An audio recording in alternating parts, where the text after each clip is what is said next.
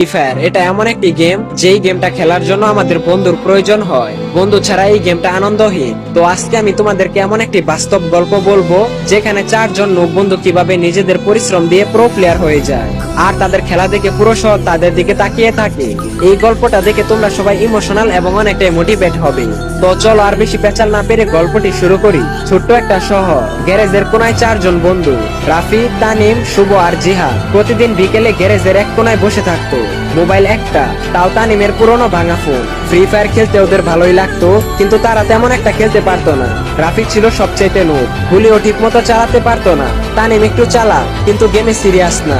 শুভ সবসময় ভয় পেত, মরার আগে দৌড়ে পালাতো। আর জিহাদ, সে সবসময় বলে একদিন আমরা সবাই প্রো হব। জিহাদ হচ্ছে এই স্কোয়াডের সবথেকে মোটিভেট এবং সাহসী প্লেয়ার। সে সবসময় তার টিমকে মোটিভেট করে থাকে। মানে হয় না, আমাদের স্কোয়াডের তিনজন বটলা বন্ধু থাকলেও একজন সাহসী প্লেয়ার থাকবে। জিহাদ ঠিক তেমনটাই। স্কুলের বাকি বন্ধুরা ওদের নিয়ে হাসাহাসি করতো, কারণ তারা চারজন বন্ধু নুব ছিল। তারা একসাথে র্যাঙ্কে গেলে 2 মিনিটও টিকতে পারতো না। 2 মিনিটের মধ্যেই তাদের স্কোয়াড ওয়াইপ আউট হয়ে যেত। এইসব কারণে স্কুলের মধ্যে লজ্জায় রাফি কান্না করে দেয়। সবাই তাকে কোনো মতে শান্ত করে। স্কুলের ছেলেরা হয়তো জানতো না একদিন এই চারজন বন্ধুই সারা শহর কাঁপিয়ে দিবে। এরপর স্কুল শেষ হলে জিহাদ একটা প্ল্যান করে, চল বন্ধুরা এভাবে আর কতদিন, প্রতিদিন আমরা প্র্যাকটিস করব। 3 মাস পর টুর্নামেন্ট খেলে প্রমাণ করে দিব যে আমরাও কারো চাইতে কম না। তোমাদেরকে একটা কথা বলে রাখি, তাদের স্কুলের মধ্যে 3 মাস পর পর ফ্রি ফায়ারের একটি টুর্নামেন্ট প্রতিযোগিতার আয়োজন করা হয়। পরের দিন থেকে শুরু হয় তাদের ট্রেনিং। সকালবেলা ক্লাস শেষ করে এবং বিকেলে সবাই মিলে 1 ঘন্টা করে অনলাইনে ফ্রি ফায়ার প্র্যাকটিস করে। রাফি শিখে হেডশট মারা, শুভ শিখে গ্লোয়ার লাগানো, তানিম শিখে স্নাইপার চালানো, আর জিহাদ সে পুরো দলকে কাভার দিবে। কখন কোন সময় রাশ দিতে হবে, কখন কোন সময় হোল্ড করতে হবে, এসব জিহাদের উপরে। তাই সে পুরো দলের লিডার হয়ে যায়। গল্পের শুরুতে যে বলেছিলাম গ্যারেজের কোনায় চারজন, তারা কিন্তু গ্যারেজে কাজ করতো না। তারা ছিল স্টুডেন্ট, মানে 9-10 পড়ে। তাদের ছোট্ট গ্যারেজটা এখন তাদের গেমিং রুম নামে পরিচিত। এরপর থেকে প্রতিদিন স্কুল শেষ করে বিকেলে তারা গ্যারেজে 1 ঘন্টা করে প্র্যাকটিস করতো। আর দেখতে দেখতে প্রায় 3 মাস হয়ে যায়। এই 3 মাস তারা অনেক পরিশ্রম করে। একদিন তাদের শহরে একটা বড় কাস্টম টুর্নামেন্টের আয়োজন করা হয়।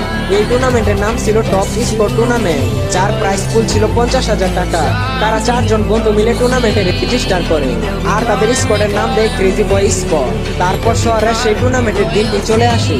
প্রথম কয়েকটা রাউন্ডেই তারা তাদের চমক দেখায়। তাদের চমক দেখে সেখানে থাকা সবাই অনেকটাই অবাক হয়ে যায় আর বলতে থাকে এই নুবরা এত প্রো হলো কিভাবে। তারা এতটাই ভালো খেলছিল যে তাদের সামনে কোনো স্কোয়াডে টিকতে পারছিল না। এরপর তারা ম্যাচগুলো জিতে সেমিফাইনালের জন্য সিলেক্ট হয়ে যায়। কিন্তু সেমিফাইনালের আগের রাতে ঘটে এক দুর্ঘটনা। জিহাদ তার বাবার বাইক নিয়ে কোথাও যাচ্ছিল, কিন্তু হঠাৎ করে রাস্তার মধ্যে একটা ট্রাক চলে আসে।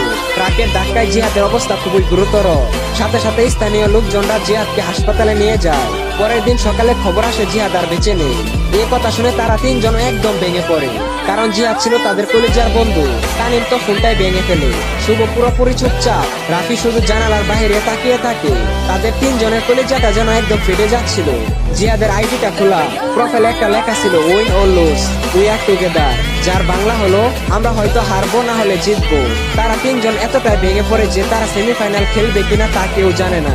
তানিম বলে সে আমাদের দলের লিডার ছিল, আমরা যদি এখন না খেলি তাহলে তার স্বপ্নটা স্বপ্নই রয়ে যাবে।